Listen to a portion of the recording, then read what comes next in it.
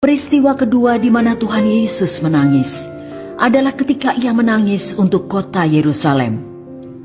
Dan ketika Yesus telah dekat dan melihat kota itu, ia menangisinya.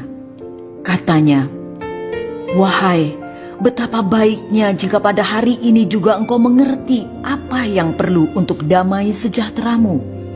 Sebab akan datang harinya, bahwa musuhmu akan membinasakan engkau beserta dengan pendudukmu." Lukas 19 ayat 41-44. Tuhan Yesus menangisi Yerusalem, ibu kota Israel, karena kejahatannya, sebab banyak nabi yang dibunuhnya. Sejak Nabi Musa, banyak nabi yang diutus Tuhan kepada bangsa Israel untuk memberitakan firman serta menegur mereka atas dosa-dosa mereka. Namun banyak di antara nabi-nabi tersebut yang dianiaya dan dibunuh oleh bangsa Israel. Kisah Para Rasul 7 ayat 51 sampai dengan 52. Tuhan Yesus mengatakan bahwa pembunuhan para nabi itu akan ditanggung oleh orang-orang Israel yang hidup pada zamannya, meskipun mereka tidak secara langsung terlibat dalam pembunuhan nabi-nabi tersebut. Hal ini terjadi karena orang-orang Israel pada zaman Yesus sama jahatnya dengan nenek moyang mereka yang membunuh para nabi tersebut. Seperti tampak dari kecamannya yang keras terhadap ahli-ahli Taurat dan orang-orang Farisi, para pemimpin rohani Israel. Dan Tuhan Yesus mengatakan bahwa hukuman terhadap Yerusalem sudah dekat. Kota itu akan dihancurkan dan bait suci yang mereka bangga-banggakan akan rata dengan tanah.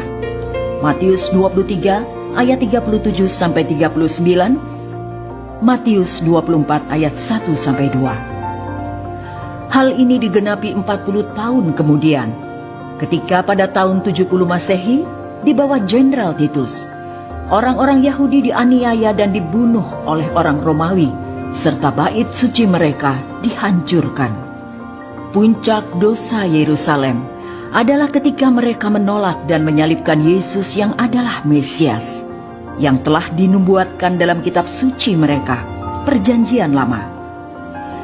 Ketika Tuhan Yesus menangisi kota Yerusalem tidak lama sebelum penyalipannya, ia berkata bahwa berkali-kali ia ingin mengumpulkan bangsa Israel seperti induk ayam mengumpulkan anak-anaknya, namun mereka menolak.